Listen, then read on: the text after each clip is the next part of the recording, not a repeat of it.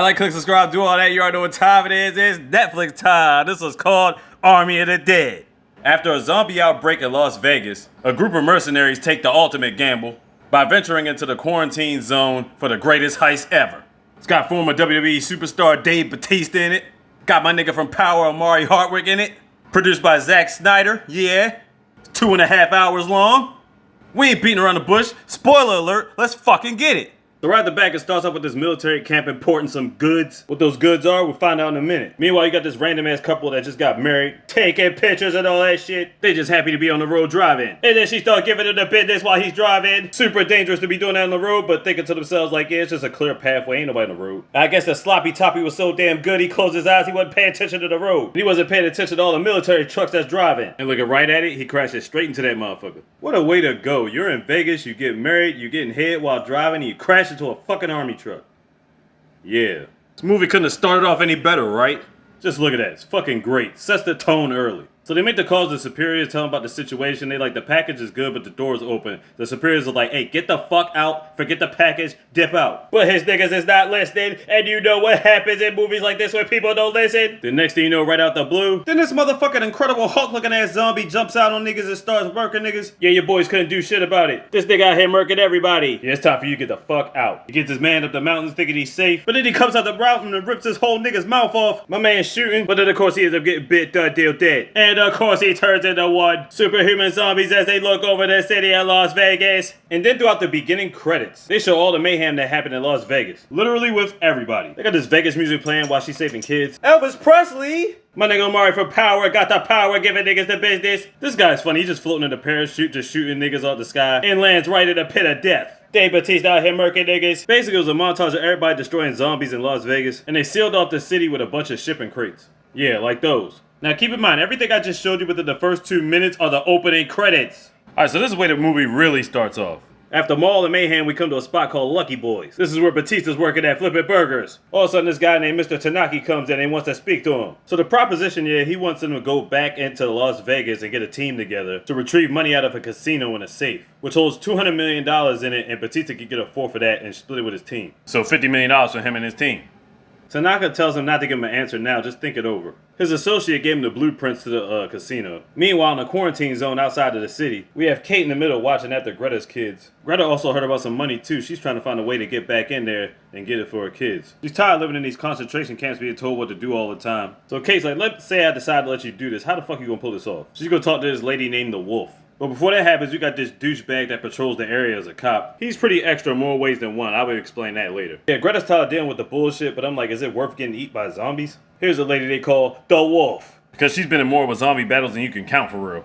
Then we get this Batista flashback to where he had to kill his wife when she became a zombie. And Kate watched the whole thing, who we found out now is that that's his daughter. And he wakes up from his nightmare. Then he makes the call to Tanaka letting him know he's in. But he's doing this on his terms. So now he's about to round up his team. He gets his homegirl Casey, who's been working as a mechanic. They shoot the shit and then get ready to get some more crew members. Amari's been working at the spa helping the elderly learn how to swim. And he's in. Then we got the pilot Peters. She's hilarious. She's just trying to get away from this shitty job that she calls in. She's like, man, all she heard was $2 million. She didn't give a fuck what it was. She's like, I'm in. Then they pick up this guy named Guzman who makes YouTube videos out of killing zombies and shit. Yeah, it's freaking hilarious. Then they go to get their locksmith, who pictures himself as the Vincent Van Gogh of combination locks. They're gonna give him $1 million, but he just wants to go for the thrill of the challenge. So now they got the squad, they meet up in this old rickety warehouse, and they go over the plan. There's also this other chick named Sasha that rolls with Guzman. We thought this random guy was with it, but he was like, you know what? Fuck this shit, I'm out. He was like, this money ain't worth it. You all gonna die. I'm getting the fuck out of here. Is that a metaphor for things to come?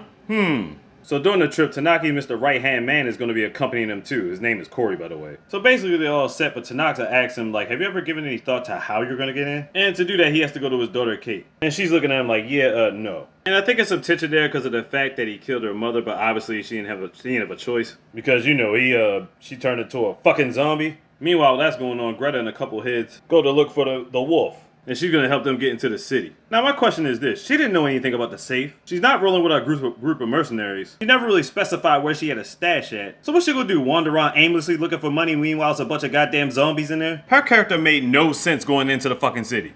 Meanwhile, everybody else is getting ready. Sasha got the headband on Thug Life like that chick from Aliens 2 out this bitch. And they use one of Kate's buses for transportation to get into the city. And on the bus, she lets Corey know right out the back she don't trust him. And she shouldn't. When they get to the camp, they all meet up with the wolf or the coyote, but her real name is Lily. Now, Kate was just going to let them go about their business until she found out that Greta went in there too. Because the kids were in the tent by themselves. And she comes back and punches the fuck out of Lily. And she's pissed off because she took in Gita. See, Lily didn't know Gita had kids. If she knew that, then she would have never took her in. So now she's got a reason to go with him because she's going to bring Gita back. Dad's like, you're not going, that's out of the question. She's like, you can either let me go with you or I'm gonna sneak in. One way or another, I'm getting in there. And so now she's with the crew. And then they bring this jerk off along too. This nigga picks up Omari's buzzsaw like he about to do some action. Omari's like, fuck out of here. Get off my buzzsaw, nigga. He's like, nigga, you carry the gasoline, nigga. And now they're ready to enter the hallway to hell. Now they're officially inside the city. Since Lily's been through all this, they listen to know there's two types of zombies. One, you got Walking Dead zombies that don't do shit. They just sit there and flocking around. And then you got these super alpha zombies. And these zombies can run, jump, do flips, dodge bullets and shit. Goddamn Spider-Man zombies. Yeah, they don't fuck around. All of a sudden, you got a zombie white tiger. Like, are you serious? Just look at that shit. Just why? How? I know Vegas is known for Broadway and all that stuff, and they have all types of animals, but what in all of the fuck? So she goes on to say these super alpha zombies are also smart too. His goofy ass don't know it yet, but he's about to be offered up as a sacrifice. She sweet talks him into holding his gun. He gives it to her because he's a misogynistic pig and a fucking retard, and she shoots him in his leg. You goddamn dummy. She's like, we're gonna use him to get safely to the casino. And besides, this guy at the quarantine camp basically rapes and massages women. He rates them in every little way. And she's saying he basically deserves to get eaten. So after hearing all that, they're not for it, but they're not against it either. Batista's like, oh well, fuck him. Then comes their queen out of nowhere, and they drag his ass off like, thanks, we appreciate you. And they're at least able to get a clear path to the inside. But who's that watching them in the shadows? So they're basically ready to go inside, and basically Lovable Peters is finding her way upstairs so she can just get to the chopper. And the rest of our crew ready to go inside. Of course, Sarah still don't trust Corey, and like I said before, she should. Meanwhile, back in the hive of the alpha niggas, a man about to be sacrificed to a fate worse than death. And then here comes that king of the alphas. Love is in the air between the king and queen of zombies. But back to the business at hand. And they toss his goofy ass in the pit, and he gets finished. That face is freaking priceless. Anyways, our heroes are down in the basement with a horde of regular Walking Dead sleeping zombies. So then Batista start putting these green lights down so they have a path for them to follow. And Sarah decides to walk behind Corey because once again, she don't trust him. That ends up being a costly mistake because this motherfucker moves the light and puts it in the other direction. Oh man, you ain't shit.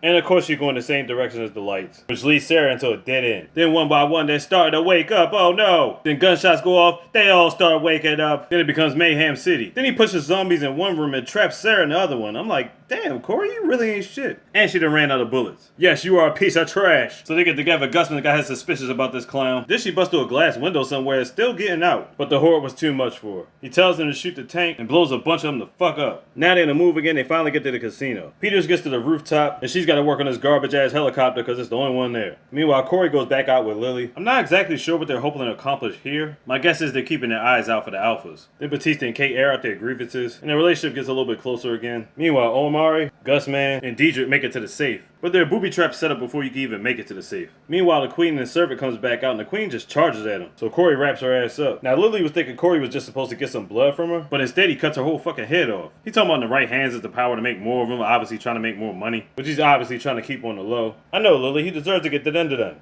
So Amari picks up zombies so they can walk through the traps so the traps are set. But this one decides to turn around and look at the heroes. So he ends up killing it, and Amari goes back up, tries it again. This time he puts a hand in the microwave, gets a zombie and tosses the hand by the safe. Now he's ready to walk towards it. He sets off all the traps. He gets hit by darts, gets hit by guns. Then it sets off another one with a wall, crushes the fuck out of him. Yeah. Glad you sent the zombie through, right? Our girl Peter's still trying to get the helicopter working, a piece of junk. Now they get to the safe, they ready to get it cracking. Upstairs, everybody's watching the news, and all of a sudden they boost the time up to a day later. Now they only have an hour to get up out of there before the airstrike comes through and completely bombs Las Vegas. Meanwhile, the king sees what happened to the queen. He's about to go into a fucking rage. My man Diedrich finally gets the safe open after 30 minutes. While Corey's looking away, she puts a machine in Corey's bag, and she's checking to see how heavy it is. Oh, I get it. She's gonna take the queen head for herself. Alright, let's get the money and get the fuck out of here. Meanwhile, the king is taking the headless queen back to the lair. And come to find out, she was on her way to having a baby. Now, these are super alpha zombies, I get it. But when do I heard about zombies fucking? Have you ever seen that on The Walking Dead, Day of the Dead, Zombieland, The Train to Busan, Resident Evil movies, Shaun of the Dead, World War Z, or anything like that? No, you haven't.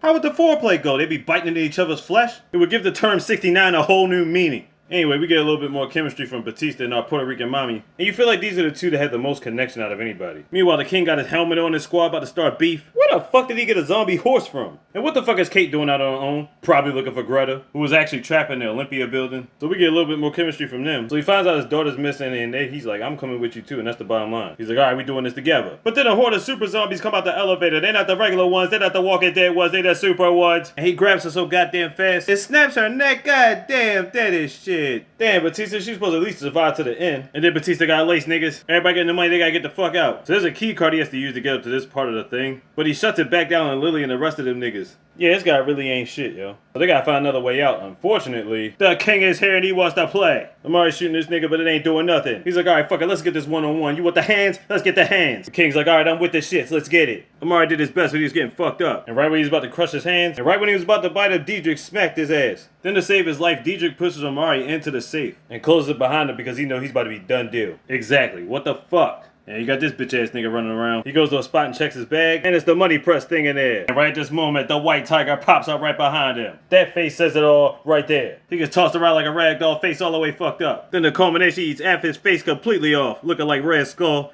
from Captain America and shit. Meanwhile, squad gets back up to the top of the casino ready for the beef. And my man gets caught up. No, not Gus, man. You already know he's pulling the pin out the grenades as I all crowd around. Death by explosion, nigga. Yeah, they fucking up the whole place. And it's just Lily and Batista ready for the whiffling. Meanwhile, Kate's still looking for Greta and Olympia. They get to the rooftop. Peter's got the chopper going. Let's go. But oh shit, here comes the king. So Lily pulls out the head of the queen to hold the king back for a little while. And it's enough time for the helicopter to get going. But in doing that, this motherfucker throws a steel pipe straight into her chest. But she still has enough left to drop her head off the damn roof. Too late, you missed. Splat to the ground, whatever's left of the queen. Yeah, you know she done deal. She about to be snacked on. Now they in the chopper, they ain't got no money, but they gotta go get Kate. So basically, in hindsight, this trip was all for nothing. Yeah, it was meant to get the cash, but seeing as how nobody came away with money, and now they're just trying to risk their lives, they basically came away with nothing.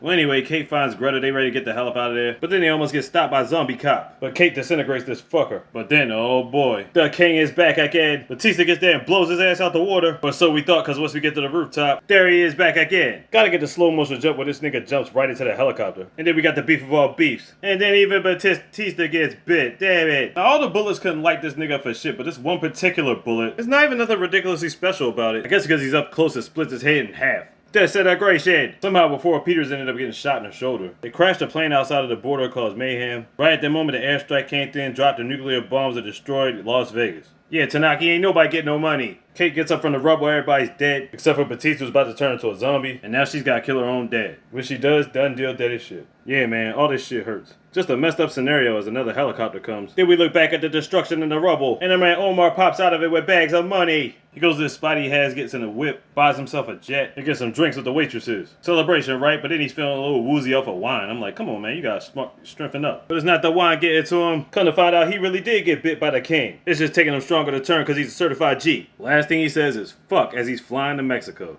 Well, that was a hell of a movie. I thoroughly enjoyed it. I can see why everybody else wanted to get the money. They had a plan. They knew exactly how to implement that plan. But Greta had no plan. She was basically going on a suicide mission for no reason and still had 2 kids to look after.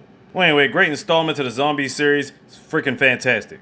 Army of the Dead on Netflix. Check it out. Like, subscribe, do all that. You already know what time it is. Slick DZ out the easy, mister. Big. Who's got that slogan?